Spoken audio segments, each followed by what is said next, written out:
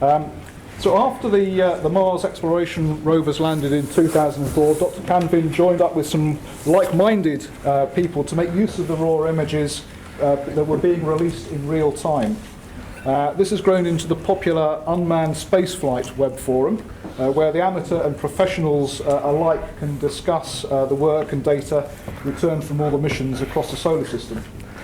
Images that he's produced with his co-workers from the Mars rovers have appeared on TV and major news websites and in books and magazines. And now I'll ask James to tell us about amateur use of spacecraft data. Okay, thank you very much.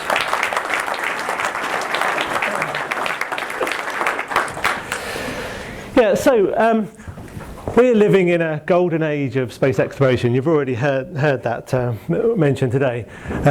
That's usually how I open my talks, and I look out across the audience at their kind of faces of disbelief, because the fact is a majority of the general public out there have really not heard of a lot of the amazing things that have been happening in space exploration over the last decade or two. They haven't heard that we've been climbing mountains on Mars, exploring craters, driving marathon distances across the surface. They don't know that we've discovered lakes of hydrocarbon with rivers and islands in them on Titan. They don't know that we've discovered ice caps and glaciers of nitrogen on Pluto with water ice mountains covered in snow.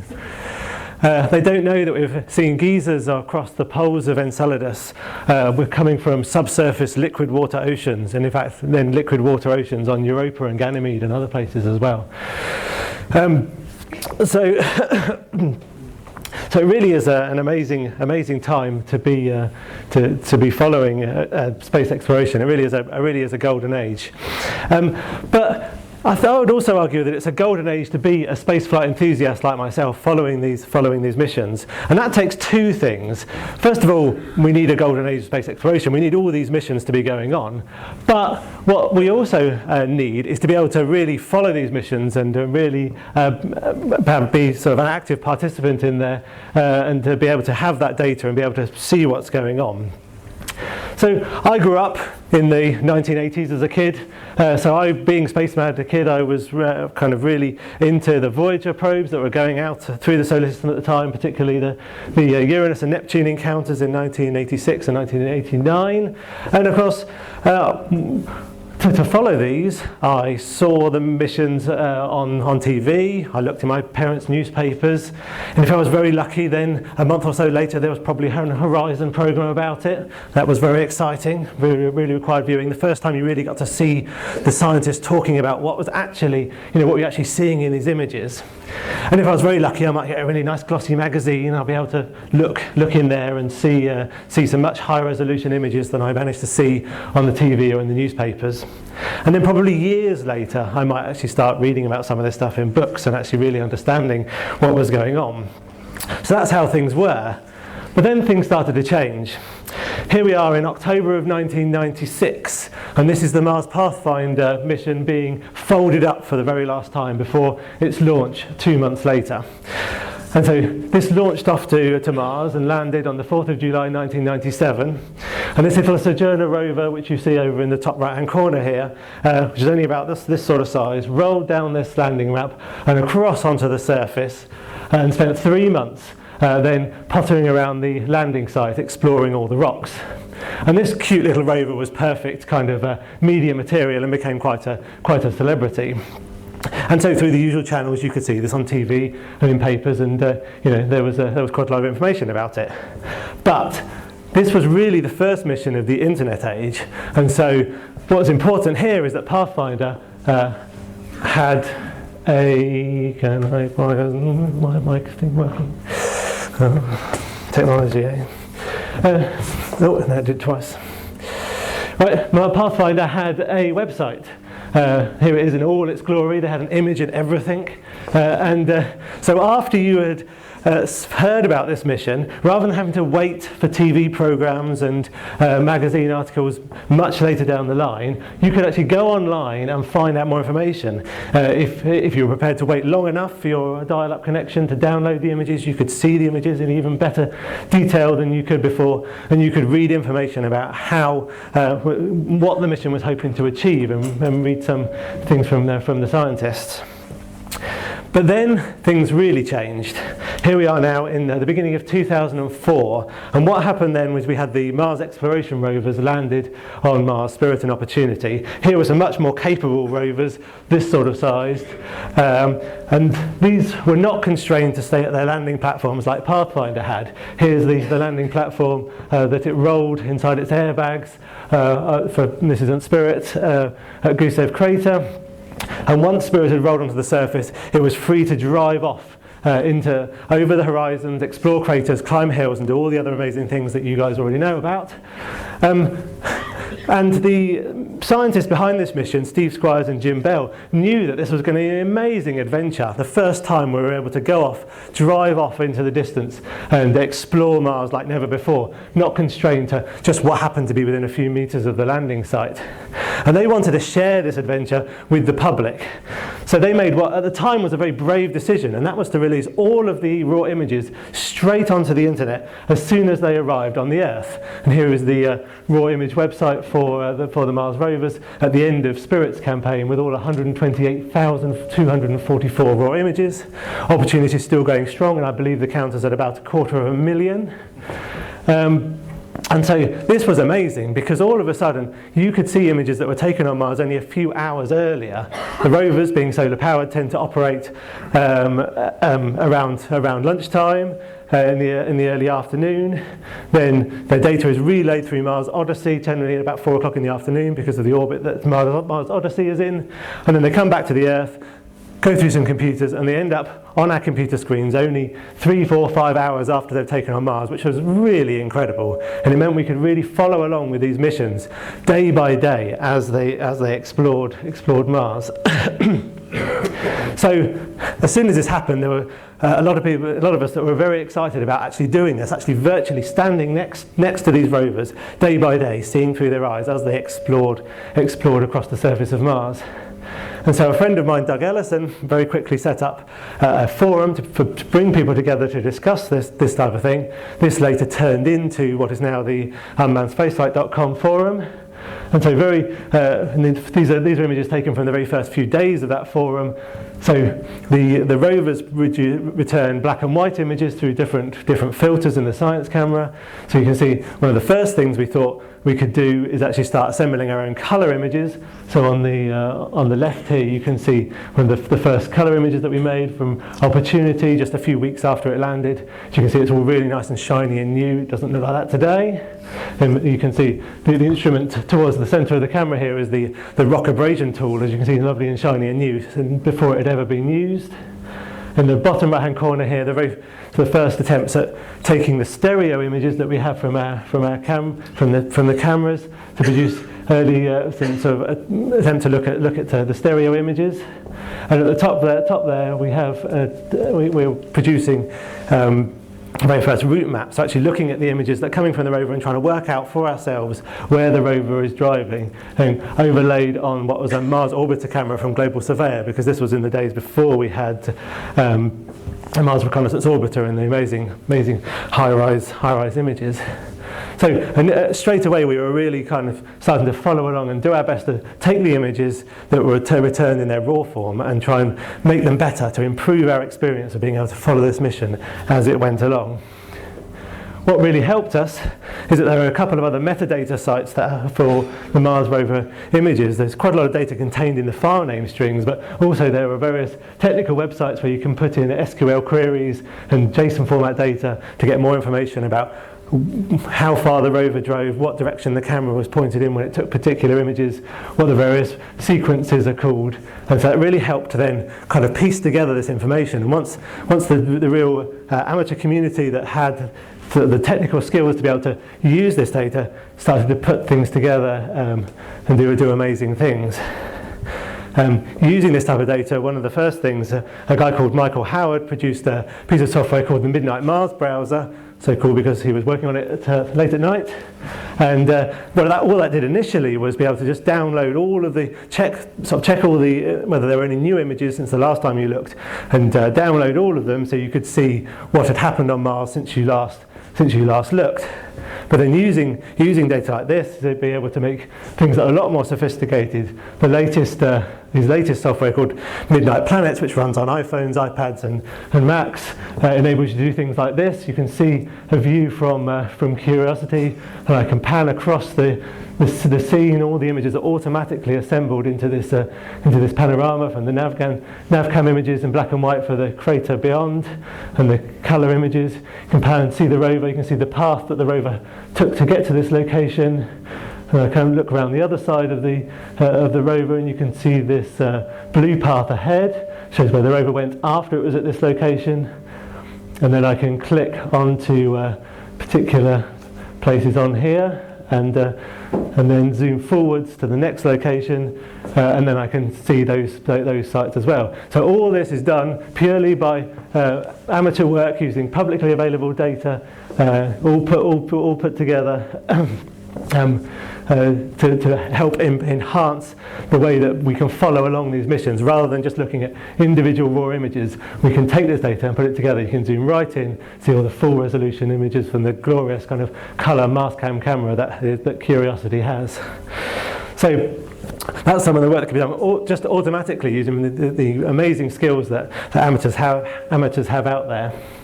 Now, back in the early days of the mission, one thing I really wanted to do was be able to see the panoramas being returned from these images, because the science cameras are quite a narrow field of view, only 16 degrees on the Mars Exploration Rover. So to see a large panorama, it takes a whole sequence of images. But if you put them all together, it looks something like this. As you can see, all of the individual images are scaled differently, and that's because one of the trade-offs with releasing the images straight to the public was that they were stretched automatically so that they fitted better with the dynamic range of the JPEG image compression.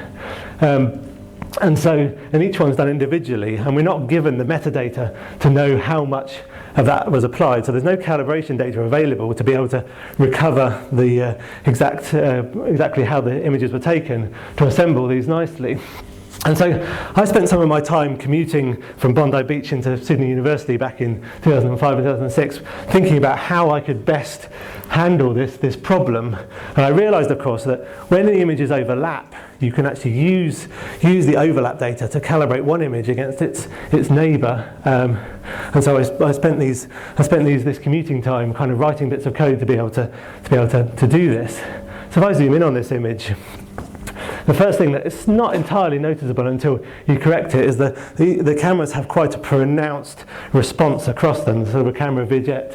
And so the first thing you need to do, and of course is different depending on how the images have been stretched. So you need to fit to that empirically, and when you do that, you end up flat fielding a lot of these images like so. And then I started looking at one image and then looking at its neighbours and trying to work out how the images were adjusted relative to one another through the various pipelines that had been implemented before these images ended up on the web. And so when I did that, you can end up taking one at the top right there and looking at the one next to it, and then I can make the corrections to it. Then I can do similar to the ones below and to the right of it.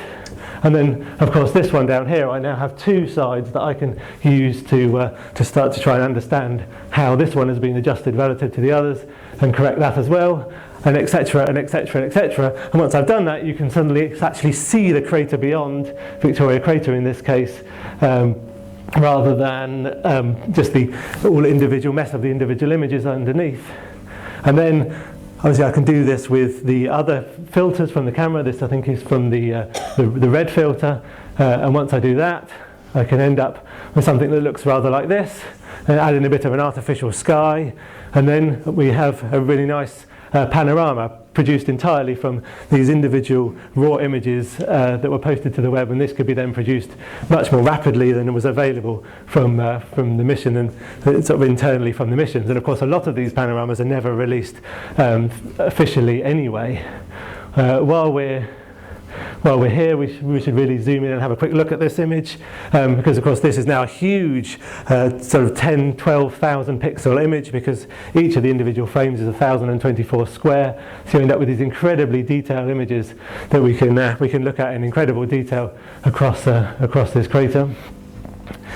So we have there's a few more technical challenges that we have to overcome to produce these images compared to what the internal professionally produced images will do, but we do have a number of advantages, and that's that we're really looking at this from a point of view as artists rather than as scientists. So the science mission itself are somewhat constrained to make sure that they produce a scientifically valid product, whereas we can be a lot more liberal with blending together any visible seams, filling in bits of missing data, and really producing a piece of artwork rather than a piece of science. And this can be taken to an even higher level. So for example, here's a collection of raw images, again, this time from Curiosity, from its navigation camera. Now, the advantage of the navigation camera is it's a much wider field of view, 45 degrees. The science cameras, as I said before, on the Mars exploration rovers is 16 degrees, similar for Curiosity's left eye, and the right eye is even more narrow, only 5 degrees. This means it takes hundreds of, never mind. And so this means it takes hundreds of images to produce a large panorama, and all of that data has to be transmitted back through the orbiters and back down to the Earth. So those type of panoramas don't happen terribly frequently, but the NavCam panoramas are taken at every single location pretty much that the rovers visit. So we have thousands and thousands of locations that have these navigation camera panoramas that enable the rover drivers and the scientists to plan what the rovers are going to do on Mars. And these only take around sort of 10 or so of these images to make a full 360-degree panorama. And that's what you can see here. Those previous images have now been assembled into this panorama from Curiosity. This is Artist's Drive on Sol 950. And this was assembled by another spaceflight enthusiast, Damia Buick. And what she's done is very similar to what I did with the colour PanCam images, corrected for the brightness stretching and stitched them together in sort of an open source panorama stitching software to produce this nice panorama. To then add an artificial sky, as I did, and cropped it down so that you lose any sight of the individual frames that went into there. But then she really puts on her artist hat and really starts to move on, because this is the problem with the navigation camera, is it's in black and white, and we're so used to seeing colour images these days that it's hard to see this as quite so real as the nice colour panoramas. So what she then did is take the colour palette from a recent Mastcam colour image taken at about the same time, and apply that same colour palette across this image to produce an image like this. Now you'll see in a lot of cases, often in the media, images like this get put up, and to be honest, I'm not a big fan. You end up with something that looks largely like a sort of a sepia scene. It looks even less real than the black and white image that went before. But Damia is a true artist. What she then does is goes several steps further. She then cuts out where where she'd coloured the rover structure itself. And that's now back in black and white on this one, and you immediately see it's a much more convincing colour image. You now just have the Mars coloured background, and then the rover, which is largely black and white anyway, in the foreground. But then she takes her image processing program and gets out the colour painting tool, and actually starts to use all of her experience of looking at real Mars colour images to make this look realistic, and ends up with something that looks like this, where she's coloured in the rover exactly as you would expected from known colour images, and the background has been coloured based on some of the rocks are less red than they were before, because that tends to be how they look. There's less dust clinging to the rocky surfaces. The tracks on the very left-hand side are also coloured somewhat differently, and you end up with a very convincing colour image derived in purely from the black and white navigation camera, just using all of this artwork that she's able to do. We come up with some really interesting scenes. next I want to show you this image. At first glance, this doesn't look like anything particularly amazing. We're back to the navcam images. You can see they're all in black and white. You can see the joins in between the frames from where the differences in the stretchings happened. But if I then move on, you'll see something really quite amazing happen. And the first time I saw this, I was really blown away. This isn't actually a navcam panorama at all.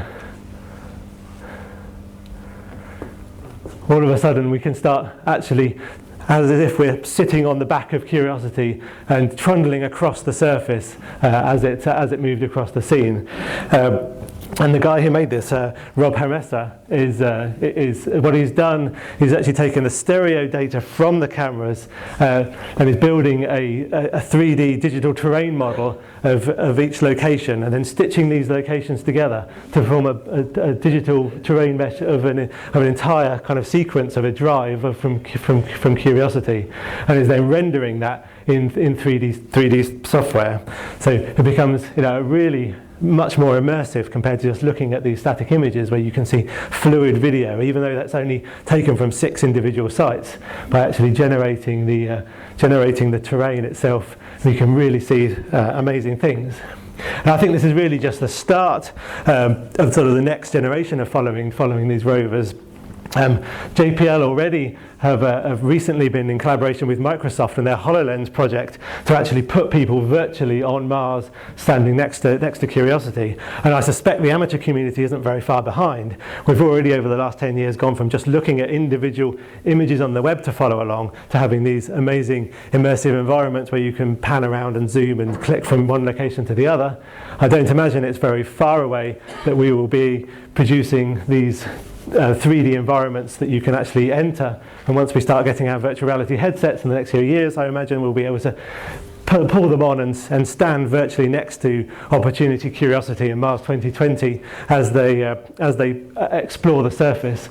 And so following these rovers is just going to get more and more amazing as the tools get developed to be able to follow along. So I want to move away slightly from Mars now, back to Rosetta, which you've already heard a lot about. So, as you know now, a couple of years ago, the Rosetta probe arrived at 67p and started beaming back these amazing images. We started seeing this comet from all different angles through Rosetta's navigation camera.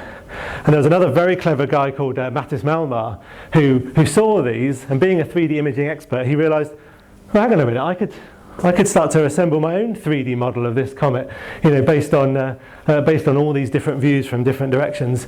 So that's exactly what he did. He started to clean up some of these images, work out exactly where they were in 3D space, looking at the matching up features on the comet, and then being able to assemble these through very sophisticated pieces of software to produce his own 3D model. You've already seen models from Mark. I have my own. So I've already trumped, but this is these are models that are then produced purely through one amateur looking at Rosetta's publicly available navigation camera images, feeding them through very clever pieces of software to be able to produce his own 3D models, which he then uploads onto the web, and you can download and print them out yourself. So really amazing work. Now, in the early days, he only really had the navigation camera images to work with. The Osiris team with the main science camera were keeping most of their images quite close to their chest. But recently, that's really started to change.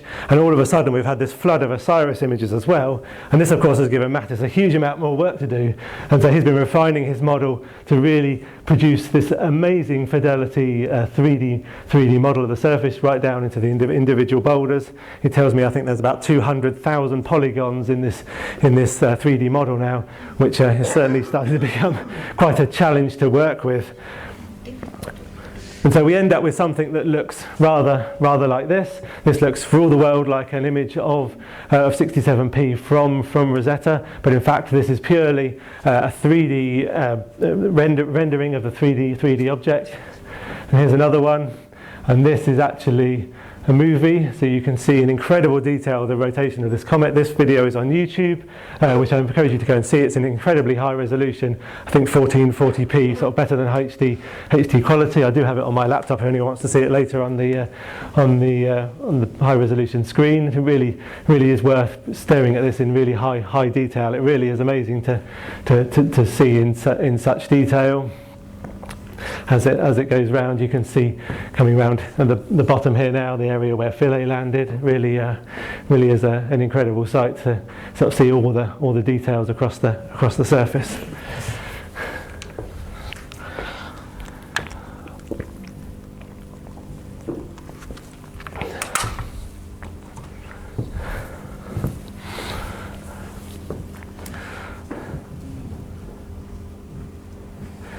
So that's some of the amazing things that have been done recently with amateurs. That's really only scratching the surface, as well as all of the raw images being released in real time from the Mars rovers, Mars exploration rovers and Curiosity. The same happens with Cassini, and other missions are releasing images more and more frequently, and I really encourage the missions to really do that, because there's a huge number of people out there with huge amounts of skills in science and art and software to be able to make amazing artistic products from all this data, and really help with the outreach.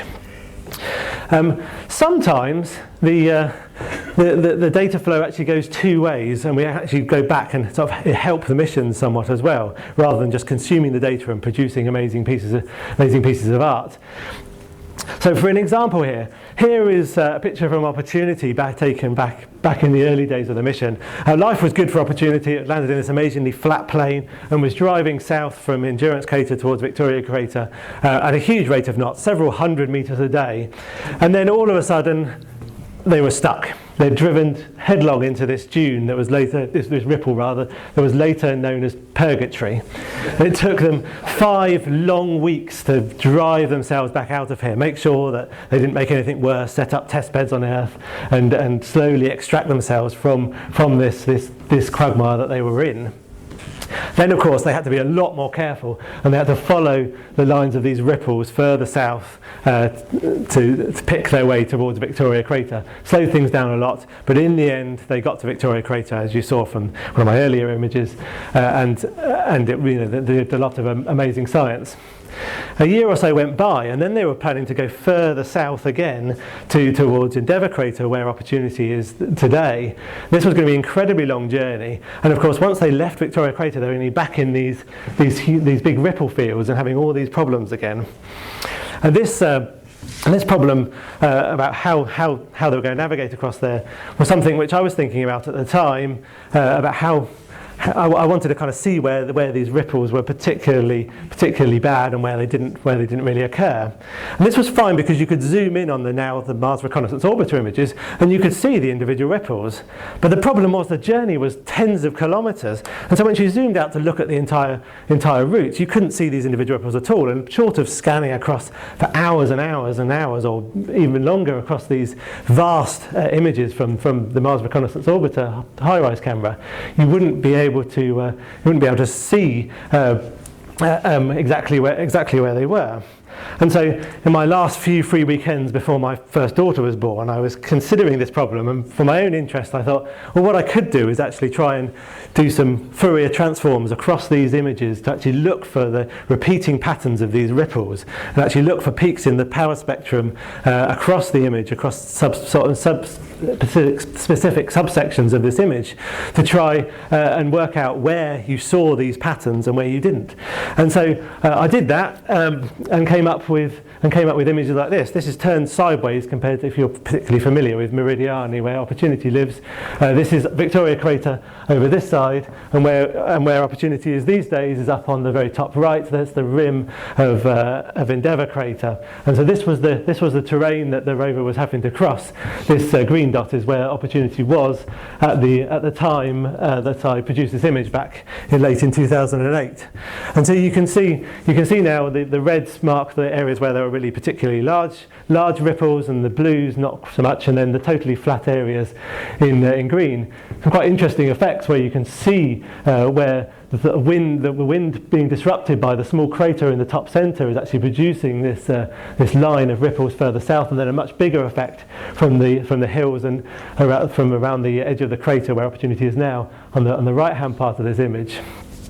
And this actually caught the attention of the mission themselves, and I think a lot of the colour schemes here are actually asked for by the rover drivers, and so there's quite a bit of back and forth dialogue with actually producing this work, and then later still I was asked to run the same analysis on images, high-res images of the candidate landing sites for Curiosity, so that they could actually start to see what was the kind of fine scale kind of roughness of these sites, but when you looked out from a scale where you couldn't actually see them. So it became, just doing something as an amateur, just based on idle curiosity, looking at these individual this data, then I was able to then actually start helping to work with the missions themselves.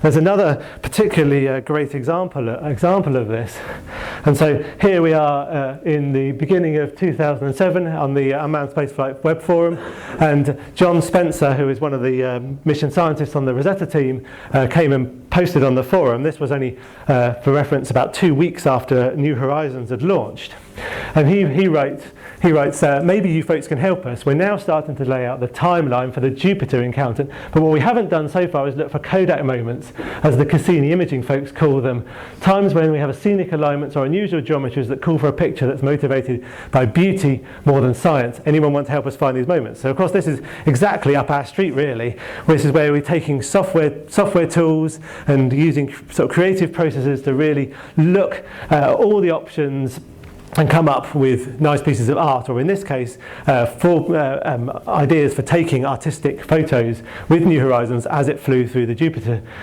system.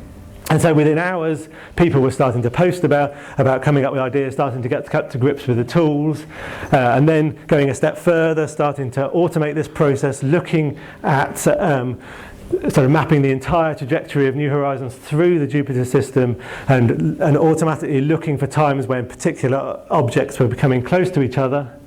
And in one example posted then about a week later, Richard Hendricks, who really became one of the main people behind this work, here's a post saying he's found an animation, he's made an animation of a Europa and Io encounter. Both are going to be crescents and they should be perfect for LORRI sensitivity. That's the main high resolution science camera on the New Horizons. And then looking at whether there's going to be Jupiter shine at the end of this post, about probably not any on Europa, but Io might have some. And then he's come up with a nice animation here, showing using the tool scaled to the field of view of the LORRI camera, with Europa centered and seeing Io go past with the go here. So really using all of these available tools to come up with some really good suggestions. And this was then taken up by the mission, and so almost exactly a year later we saw this image, which is one of the most iconic images that came back from New Horizons during its Jupiter encounter. Here we have on the left a nice crescent Europa, and then a crescent Io on the right, all nicely lit with Jupiter shine, just as had been predicted for taking the photo. What of course Richard couldn't have forecast was that Io would be having a spectacular volcanic eruption right on the limb and terminator of the moon, producing this amazing backlit plume from the eruption. Really incredible picture, and one that was suggested by the amateur community, by the mission kind of tapping into the amateur community to come up with these ideas. And that wasn't the only one that was taken. I'll end with this shot here of Europa rise over the limb of Jupiter, another shot that was suggested by Richard from the web forum earlier in the year.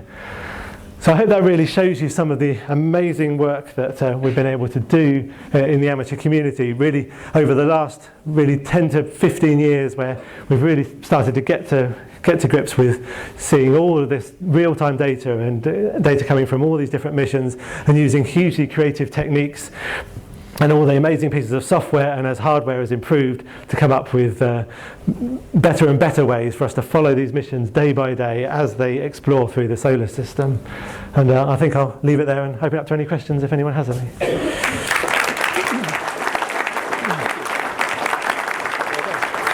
Thank you. So questions?